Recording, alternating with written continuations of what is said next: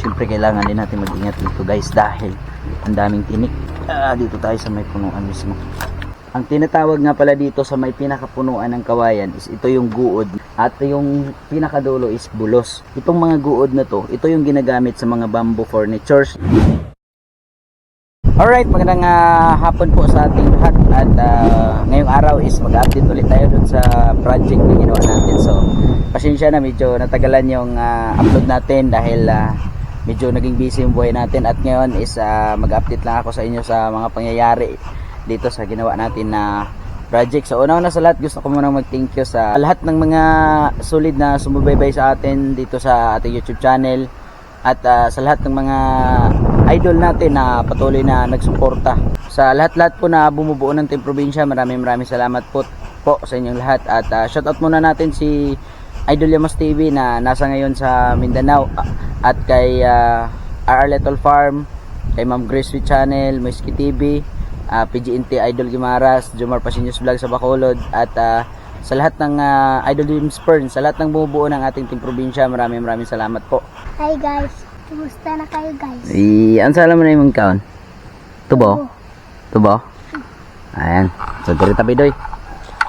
At ngayon, so ito nga pala mga ka-Team Probinsya natin dyan, no? So kung makikita nyo dito is ito na yung mga kawayan na ginagamit natin na pinakita ko sa inyo nung una na pinakuha natin kay Arsenio. So ito na yun, medyo marami na ito yung kinuha ni Arsenio doon sa ipinakita ko sa inyo nung una na may punuan ng kawayan. So ito na yun, so medyo may karamihan na, so gagamitin natin to. So ito guys, kung makikita nyo, diba sobrang dami na ng kawayan na gagamitin natin. Ano? Oh, lubat na yung battery natin. So ito yung mga guod, no? So pinakuha ko kasali kasi meron tayong gagamitin yan, so maganda yan. At ito yung mga tinatawag na bulos ng kawayan. Nandito tayo ngayon sa may punuan ng kawayan at titingnan natin kung mga ilan na lang yung ibabudget natin para matapos. So ito na yan. Alright, so kalahati lang pala yung nakuha ni Arsenio, pero gano'n nakadami yung ating kawayan doon. So yan, kung makikita nyo, ang dami pa, no? May mga guud pa na kukunin. So ito na yung pinatrabaho ni Arsenio dito. Yan, so ang dami pang kawayan na kukunin natin. So yan, kung makikita nyo, so kalahati na yung nakuha at yung nagastos na din natin is sa simula sa pagtrabaho ni Arsenio na sa mga 1.5, 1.6 na. So estimated natin dito, mga gagastos ulit tayo dito ng mga 2,000. Tanggal na to lahat at madala natin doon sa ating project dahil yung mga guod ng kawayan na yan is pinaka-importante yan dahil magagamit natin yan sa lahat ng mga magagamit natin doon. At kung titingnan natin sa itaas, sobrang dami pa naman ng kawayan na kukunin natin. Napakabait ng may-ari nitong kawayan na to dahil bibilhin ko na sana to, kaso ibinigay lang sa atin. So yung ginastosan lang natin dito is yung nagtrabaho na si Arsenio. So ito yung mga niya, pinagtrabahoan niya, mga almost magdadalawang linggo. So yan na yung mga kawayan. So kung titingnan natin, napakaraming mga tinik, yan. So yan yung kaibahan sa kawayan at saka doon sa tinatawag namin na butong dahil walang tinik i-compare dito sa kawayan. Pero mas maganda to dahil matibay itong mga kawayan na to. So natin to pag may budget na tayo, ipatuloy natin yung trabaho dahil sayang malinis na, baka trabahuin ng iba to. Ayan. So konti na lang at matatapos na natin to pag may konti na lang tayo ng budget. Kung makikita natin, so na lang, pagtanggal na lang ng mga bulos ng kawayan o sa tinatawag namin dito sa Bisaya na guod. Ayan, so natanggal na yung mga bulos doon sa itaas. Konti na lang at sa mga sunod na week baka mapatuloy natin yung trabaho. So yan yan yung mga kawayan. Diba? Napakalinis ng trabaho ni Arsenio dito. Yeah. syempre kailangan din natin mag-ingat dito guys dahil ang daming tinik. Gigil. Dito tayo sa may punuan mismo. Yan. So, 'di ba? Napakalinis yung trabaho ni Arsenio at wala talagang masayang sa may kawayan dahil kung titingnan niyo na sa dito talaga niya pinuputol. Ayan. So, mula dito sa itaas. Yun 'di ba? Yan. So, ang technique nga pala dito guys, no, sa pag dito ka sa probinsya kung paano magputol ng mga ganito, guod at saka kawayan. Yung tinatawag na guod, ito yung mga punuan, may punuan, ito yung pinakamatibay talaga. Ito yung ginagamit sa mga furnitures like mga bamboo furnitures kung makikita natin ng mga commercial. Ito yun. Napakatibay nito kaya hanggat guod kinuha ko dahil magagamit natin to. At pag ang technique dito sa ginawa ni Arsenio, ang pagkuha dito is mas uunahin yung putol doon sa dulo. I-compare bago dito sa ibaba para pag tapos na yung sa dulo, pababa na yung linis gaya nito. Makikita natin. Okay. Bisa ng tunok ba doy?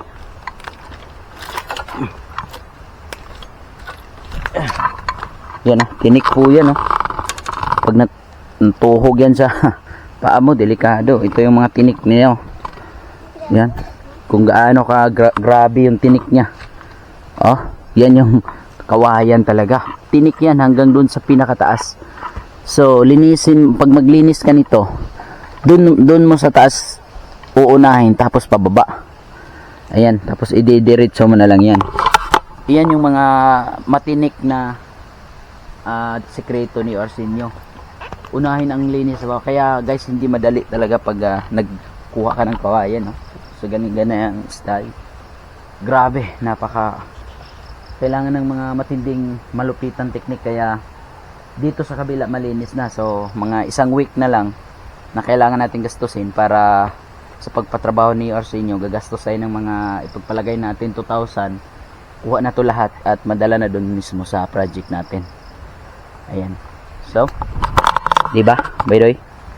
Kasama natin si Baydoy. At guys, nandito tayo sa may punuan ng kawayan kung saan ito yung pinatrabaho natin sa ating tao na sinulduan natin.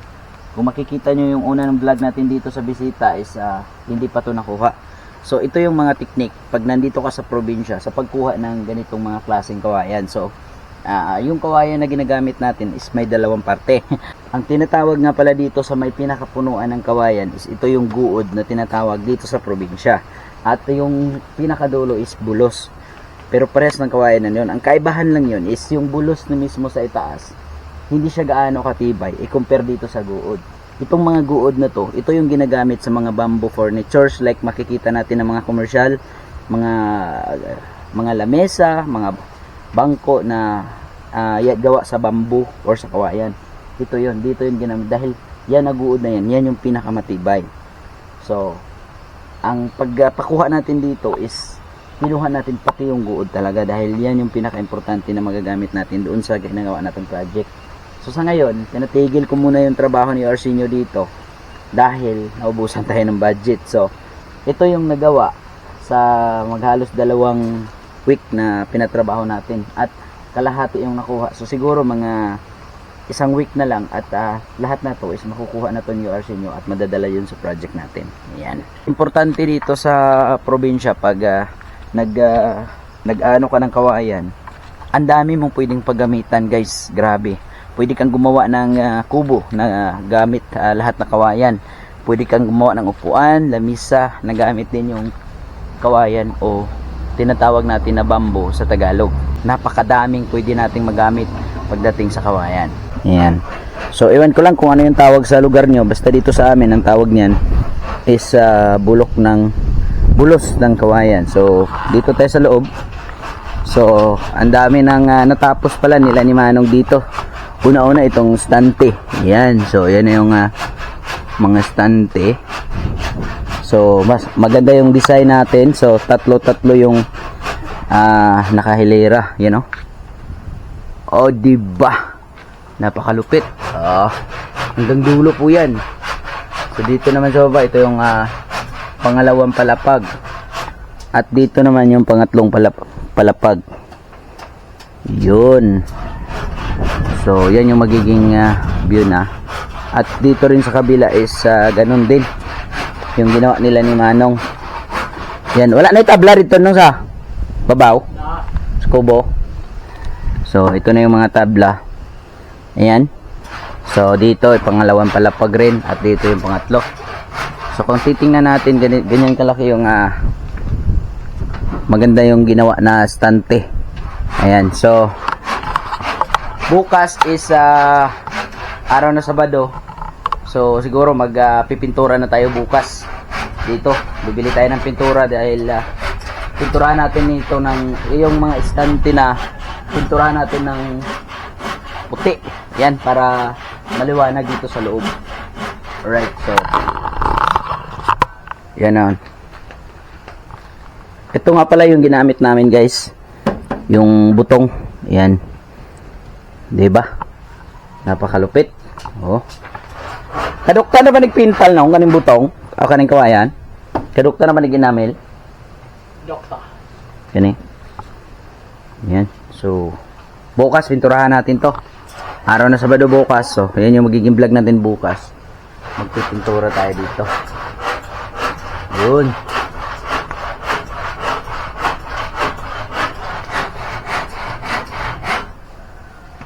Yan. So, hi mo na sa vlog nung. Hi. Nagabas si man. Yan. At tungaon na no? Unsa man na nimo? Dugang nga rin da. Kulang mag... Ato sira. Aw katong Sa pikas. kulang atong kahoy sa. Buak na kayo nag-usang 2-4. Buak kanay na lamang. Magyog dili. Magtaba. Lagi kahoy do. Pero, Si Papa, hay man na pa sa vlog. ay. Ngayong gandang hapon mga kaidol. Sa probinsya. Nagsig ulan dire. Sige may pasilog. Ulan. Mas okay na kay na may atop. Oo. Sugat ulan ganiya. Yan yung kagandahan dahil pag umuulan, siyempre safety na tayo dito sa loob dahil may bubong na. Hindi na mabasa sila Manong at si Papa dito. Yan, so medyo masakit pa rin yung lalamunan ko, guys. At ito yung ano natin, oh, pulidong pulido, ah. Tatlong palapag. So ito naman yung mauna ni may sira diri now. Babaw na. Ha? Babaw. Dapit diring area. So itong ginawa ni Manong. So kuha na lang kulang ani kuwayan. Bongbong na lang. So bisag dili ra dagway dikiton kayo unsa man. Ay, ikaw rin magboto. Magaling wala na mo na bumbunga kay. May nanip kadikit. Ay bisag di ra dikit kayo. Butang rag space. Inani guro. Di ra kayo ipito. Oh, bisag di ra ipiton kayo. Lagi piton kayo na man siya kasingpo na. Singpon kayo. Kay bulahan, if ever abrihan ra ang kapikas, isirado ra ang kapikas, pwede ra gyapon. Yan. So, ito nga pala yung gagamitin natin dito na sira dito area. Yan, so yan yung ginawa ni Manong. Yan, so dito portion po yan hanggang dito yan. Dito. Tapos ang naghati si Manong ng kahoy para dito naman sa kabila. So wala tayong problema sa mga bungbong na gagamitin natin ng mga kawayan kasi ang daming kawayan natin, oh. Yan, so yan na yung itsura. So napakay kahoy magamit lain, no, sa kuan kay duha man eh. Okay na rin. Human rin. Amo na imo hang Simbolo kuan. naman na. Nako. Kini. Oh. Ito pala. Yan, so ugma na lang ug dili na pud mahuman ugma pud. So, yan yung yan. Sa tagal-tagal na mga hindi tayo nakapag-vlog, siguro mga noong nakaraang week pa, ang dami nang natapos na trabaho nila dito mula sa stante at sa gawang. Ayan, so ito yung gawang, yan, pintuan. Ito yung pintuan na gagamitin natin dyan. Yan. Tigtalaod na lang ninong. Masa man yung palit ko tagbisagraan ni din na. Malani mo.